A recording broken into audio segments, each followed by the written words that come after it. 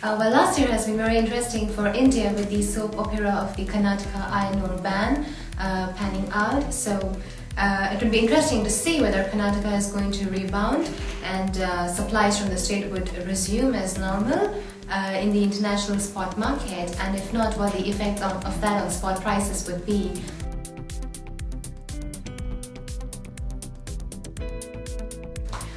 We'll see that there is a huge change in the stance of Indian sellers, especially in a quiet market. Earlier, sellers would be willing to slash their offers in an attempt to lure buyers back into the market, but now they wouldn't be able to do so. So we'd see spot prices hovering in a range of, say, $170 to $180 per ton CFR, but sellers wouldn't be willing to drop their offer prices because of the pressure from higher export tariffs.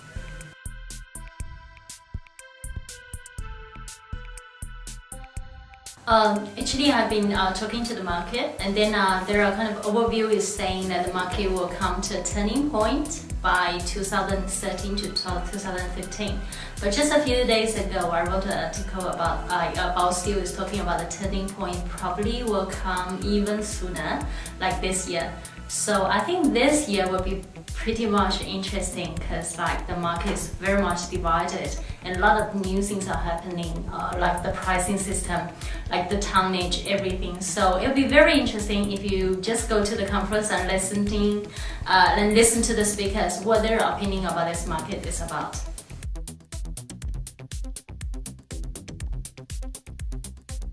Well, the weather patterns have really changed in Queensland. The production's been wiped out twice in the last 4 years. So what's that going to mean for supply worldwide? Is there enough supply coming on in other markets like Indonesia, Mongolia, even Mozambique to supply the markets that are hungry for resources like China and India?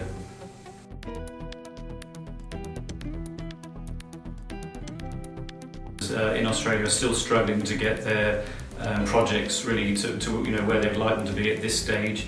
They're still reliant on Chinese investment, on Chinese offtake deals, but there's still some really serious infrastructure questions to be answered in Australia. Until they're answered, a lot of these producers have got no way of getting their iron ore to market.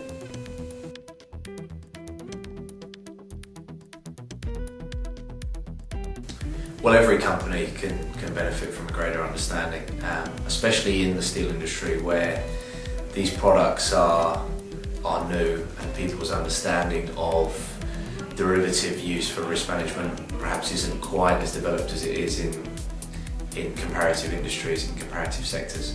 So it's right across the value chain, from producers of raw materials who can lock in prices for their products going forward, through traders who are carrying risk from one transaction to another, to steel producers themselves who can lock in the cost of their raw materials or fix the price of their finished steel products to provide fixed long-term pricing for end users, and then of course end users themselves who using these products can achieve the same thing in terms of a fixed steel input cost. There's no doubt that every company throughout the value chain can benefit from a better understanding of these products.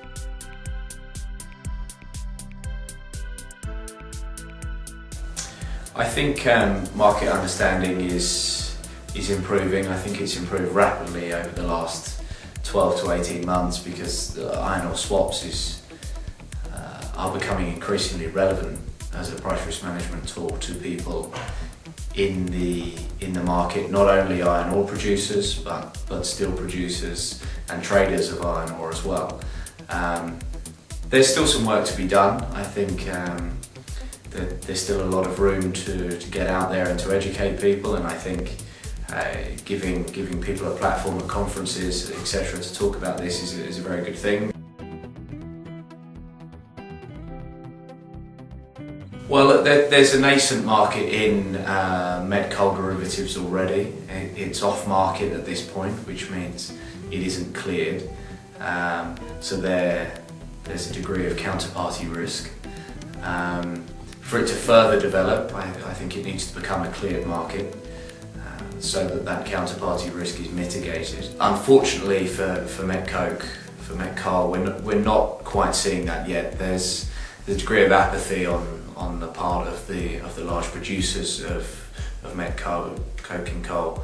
They're not really enthusiastic at this point about coking coal derivatives. I don't think it has the potential to be a huge market anyway, but I think clearly there is some desire out there. There are a number of banks that are already putting some structured products together for key clients in the steel space, and they wish to see coking coal derivatives go cleared, and I'm sure with the momentum that they'll give the market, that will happen.